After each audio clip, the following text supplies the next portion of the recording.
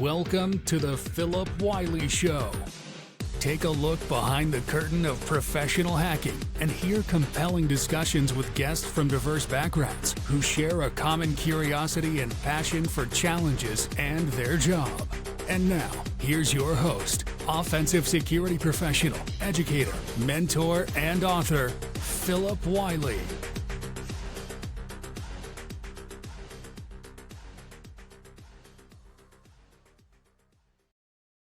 Hello and welcome to another episode of the Phillip Wylie Show. Today I have my friend Mariana Padilla joining. So Mariana and I met last year. She was doing an interesting thing. I'm really big on networking. So if anyone talks to me and sees some of my social media posts, I'm always preaching, networking and building your brand. But Mariana had a really cool thing that she was doing. She was having virtual coffee with people on our list, and I'll let her get into the details of that here in a minute. But she's reached out to different people having these virtual meetings. We got to meet in person at Black Hat last year, Black Hat USA.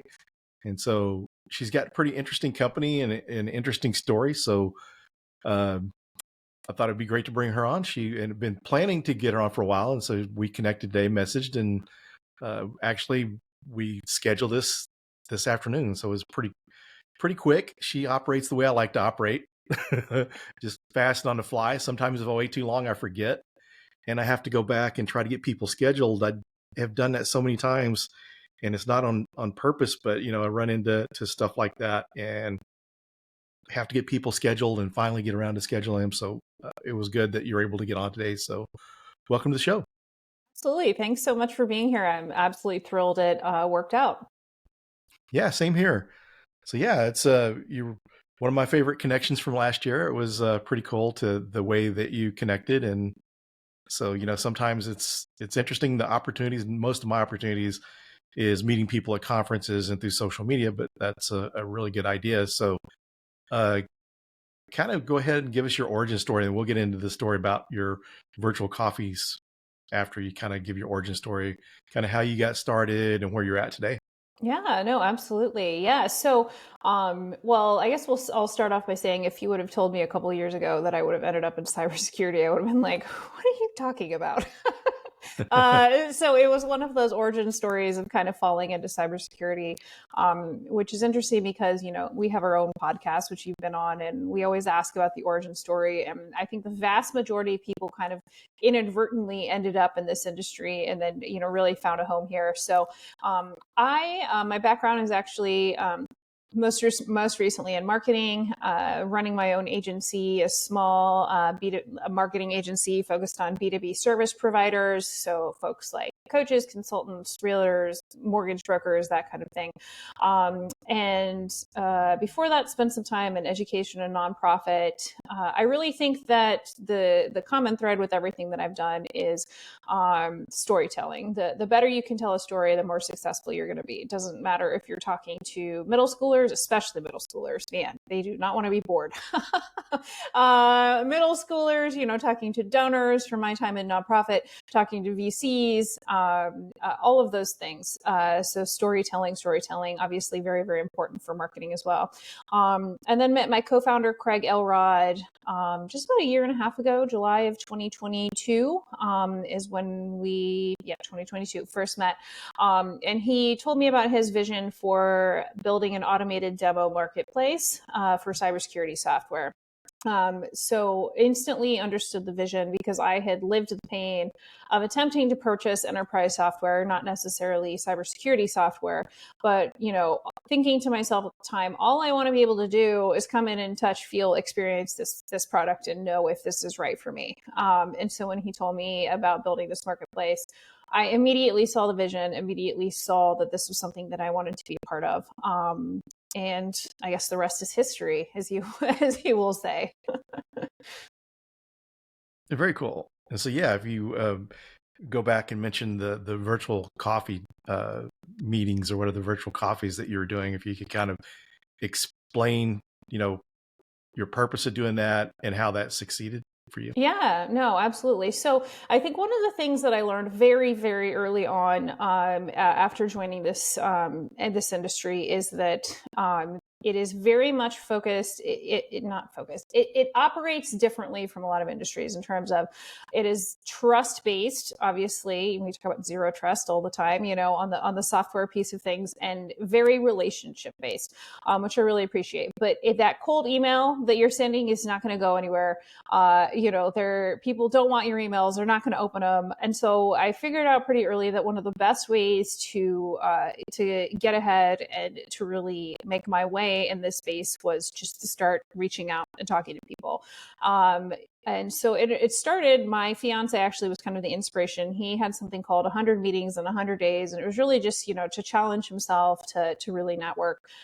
So I did 100 meetings in 100 days and just never stopped, I guess. So by the end of the year, it was 408 virtual coffees. I just met an incredible variety of people kind of running the gamut from CEOs, CISOs, practitioners, really, the whole spectrum of the cybersecurity industry. And really, it's just my belief that, every good conversation opens the door to other conversations, right? So you never know who knows who's going to introduce you to who's going to make that connection that's going to be critical to your success. Recently, I guess about 3 months ago, had virtual coffee with Julian Lee, who runs eChannel News, who's also the organizer of Cybersecurity Defense Ecosystem, which I jokingly refer to as the MSSP cartel. 5,300 MSSPs in this organization, and it turned out to be that what the services that we were providing and the marketplace and the World Hacker Games events that we were putting on were exactly what they were looking for. And so sometimes you just need to put yourself out there and be willing to have those conversations. I think a lot about I think it was the TED Radio Hour podcast, if I'm not mistaken. They talk about the idea of luck and whether or not luck is actually something that is, a real thing or not.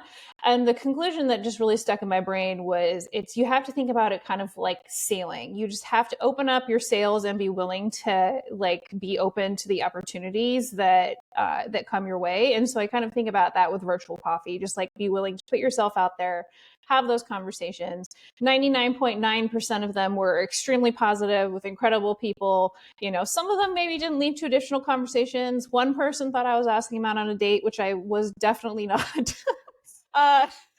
Miscommunications happen, I suppose.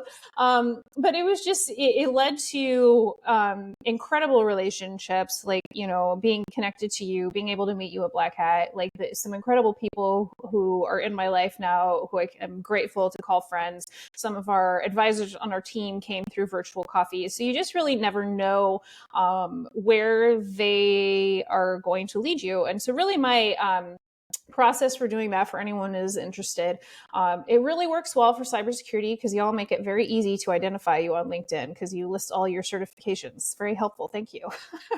So just reaching out, connecting, engaging with people's content and just saying, hey, I just really like to meet up with you. I'm not trying to sell you anything. Just want to hear about you and your story in cybersecurity, and just having good intentions and meeting people that way, I think has been a really incredible way to network and to make the connections that we really needed to make in order to, build our business and for me to continue as a CEO.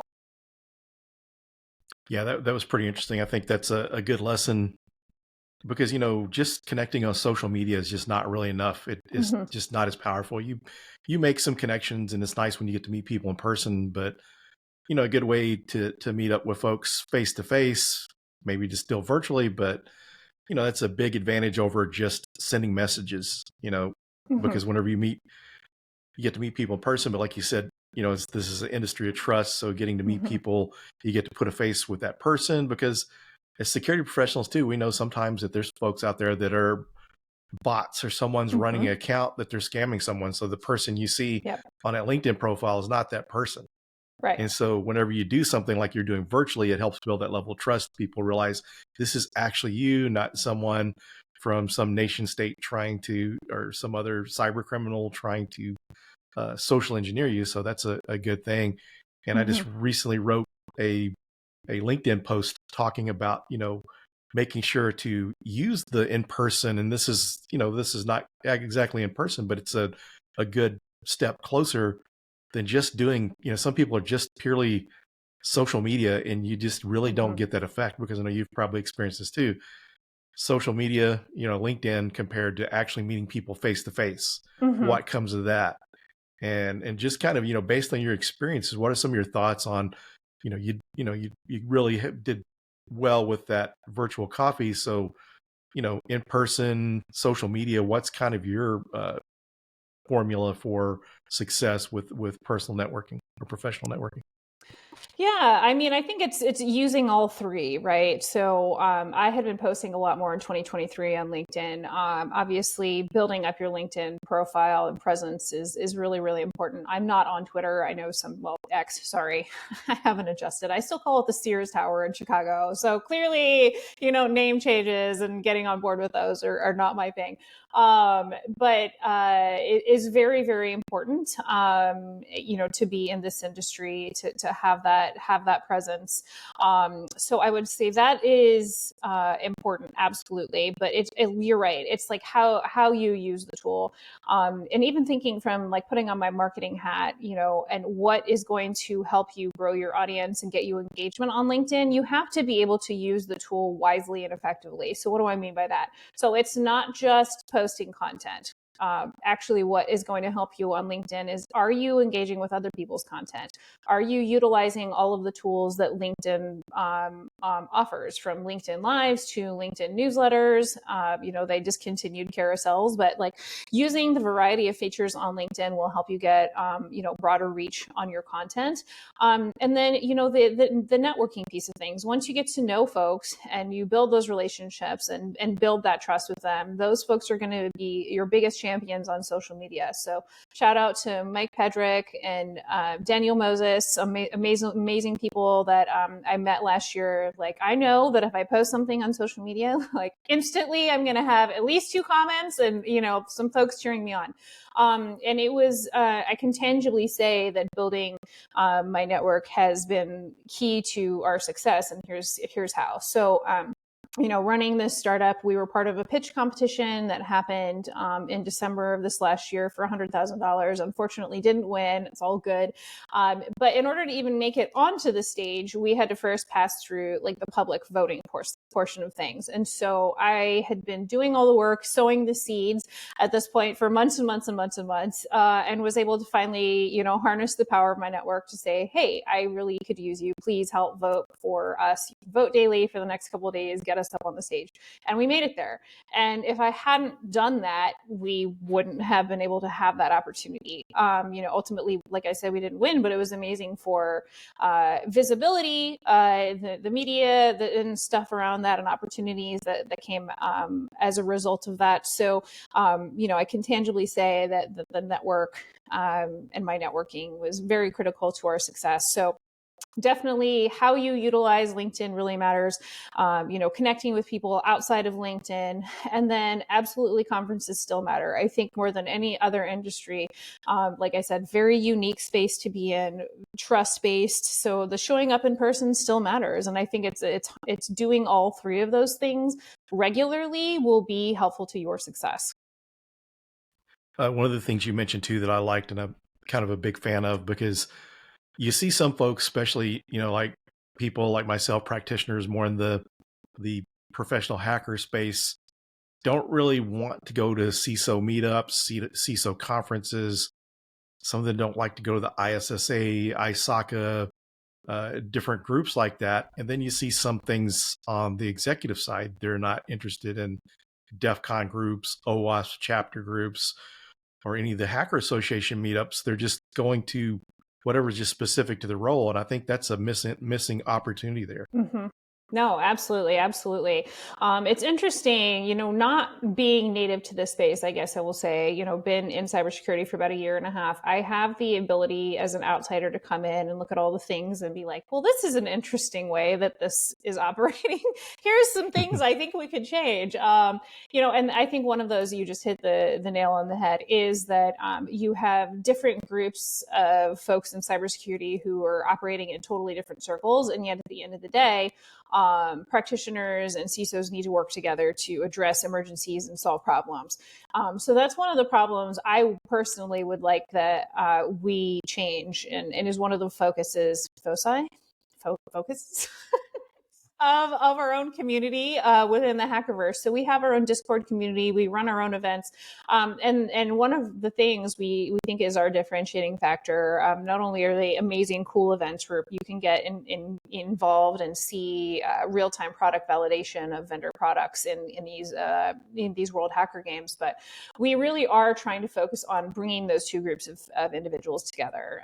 It just seems like such a miss to have groups for CISOs and groups for practitioners, and never the twain shall meet, especially when there's, obviously more and more threats every day, and that's not new news. But I think, it's with the widespread adoption of AI, the crisis, just got closer, right? The threat level just got higher. The hackers just got smarter, and they're going to continue to be exponentially smarter with these tools. So we need to be working together. We need to be collaborating, and we need people from, all levels within an organization, or all levels within, cybersecurity, and bringing folks together and saying, okay, how can we solve this problem? How can we work together? How can we better collaborate?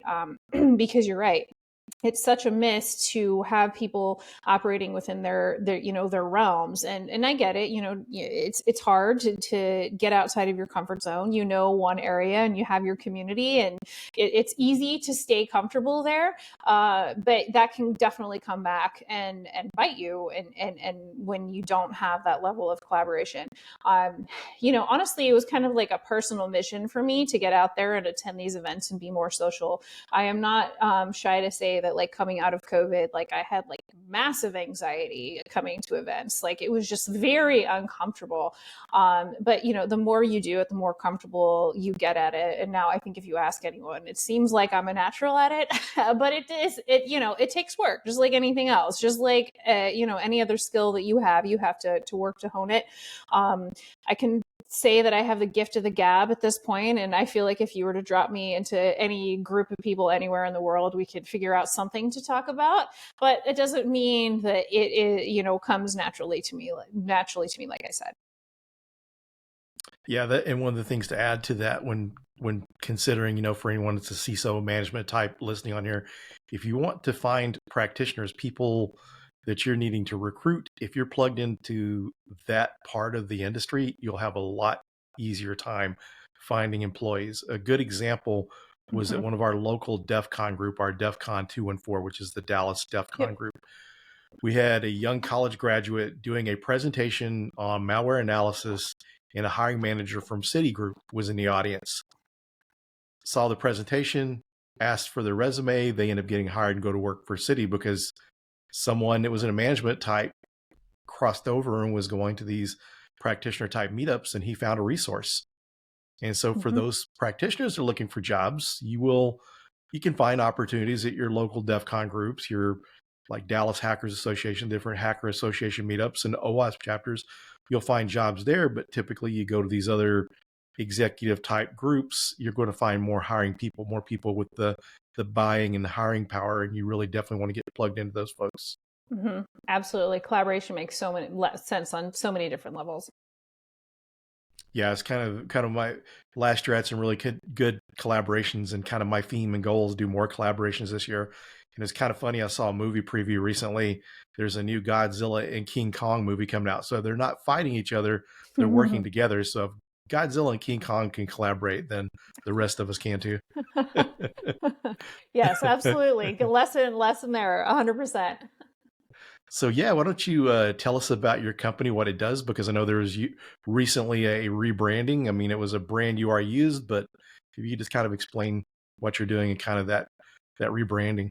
Yeah, no, absolutely. So we are now the Hackerverse, formerly Kicker, K-I-K-R-R. So if you saw that around in the universe, we are now the Hackerverse. The Hackerverse just being more reflective of what it is that we're building. So I kind of mentioned earlier the automated demo marketplace.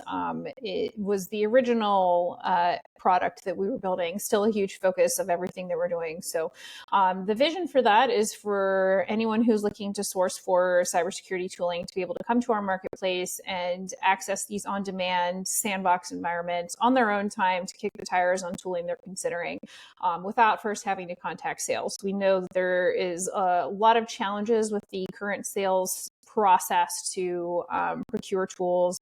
It takes a really long time. It's very painful. No one wants to do it. So that's a huge problem that we're solving. On the vendor piece of things, there's a lot of benefits for that, right? So we provide the ability to essentially generate and qualify leads for you without having, a massive sales team. So lots of benefits for everyone on that piece of things. I think where, there's a lot of excitement and rightfully so is the community and events that we host. So World Hacker Games happen on a monthly basis. Our next one is coming up on February 22nd, featuring Plex Track. And so essentially what we do is we build these custom CTF arenas and bring in these vendor products as the blue team and bring in our team of ethical hackers, and they go at it. And we see in real time product validation, how these products perform. For the first time, I think vendors are having to put their money where their mouth is and say, yes, our product actually works. The market is continuing to be more and more crowded. They're looking for new ways to show their product and showcase to potential clients and customers like how it works. And so, lots of interest from vendors on that piece of things. But then for buyers, come participate, enjoy the show, right? So we want this to be a fun experience, for either if you're participating or you're watching. If you're someone who's sourcing for tools, come show up and see how this product performs. And it's just a great opportunity to showcase cybersecurity tooling and our team of ethical hackers, like really in an entirely new way. So just a preview of where we're headed. Our community, called the Hackerverse community, we've been building it out on Discord, offering educational opportunities. We have a strong partnership with TCM Security to offer security educational vouchers. But where we're headed, we really want to be the home for cybersecurity professionals of all stripes. But we really see ourselves as elevating the role of the ethical hacker and being able to provide a platform for those individuals. So you talked about being able to connect with jobs. Like, we want to be able to spotlight the role of the ethical hacker, the freelance ethical hacker. Hey, I was the winner in this CTF. I won this prize pool and I earned myself $10,000. Potentially providing like NASCAR style sponsorships for ethical hackers.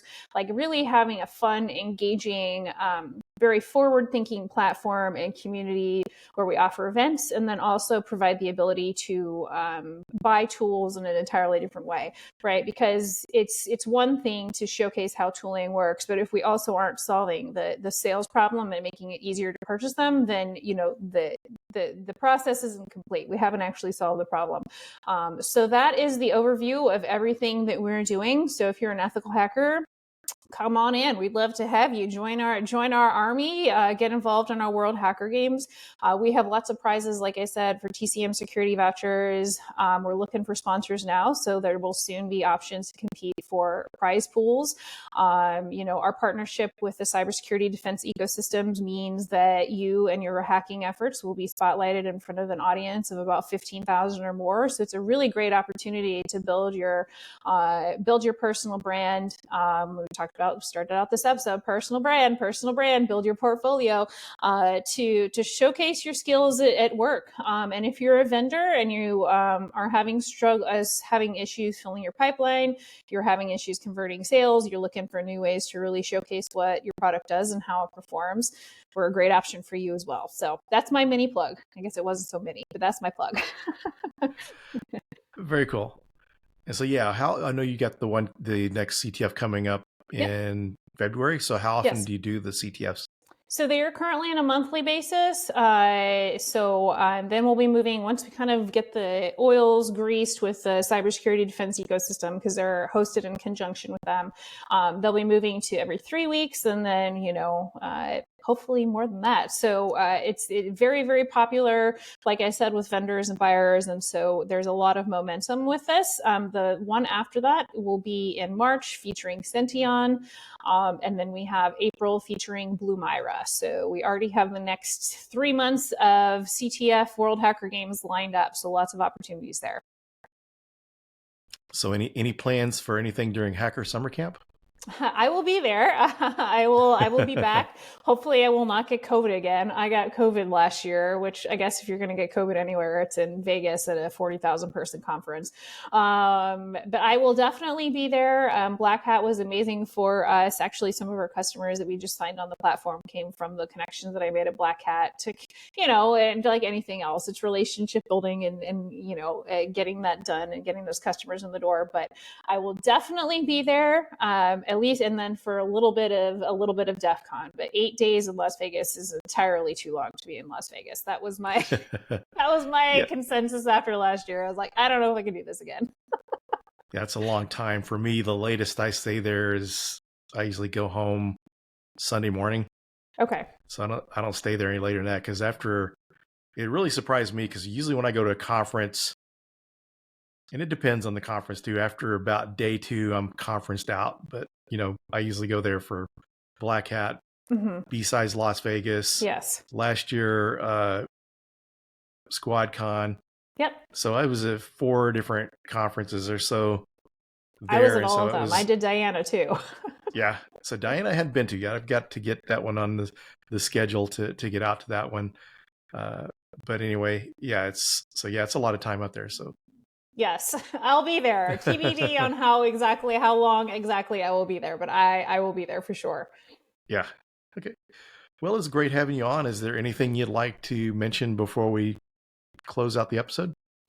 I guess just take me up on my offer for virtual coffee. You can find me on LinkedIn. I'm sure Phillip will share all the links and how to connect with me, but always happy to connect and chat. So please take me up on that. I am happy to meet you. Sure. Yep. All your social media stuff that you have, your LinkedIn profile, and link to your company site and all that will be shared in the show notes. So thanks again. Absolutely. Thanks so much for having me. Thanks, everyone, and we'll see you on the next episode. Thank you for listening to the Phillip Wylie Show. Make sure you subscribe so you don't miss any future episodes. In the meantime, to learn more about Phillip, go to thehackermaker.com and connect with him on LinkedIn and Twitter @Phillip Wylie. Until next time.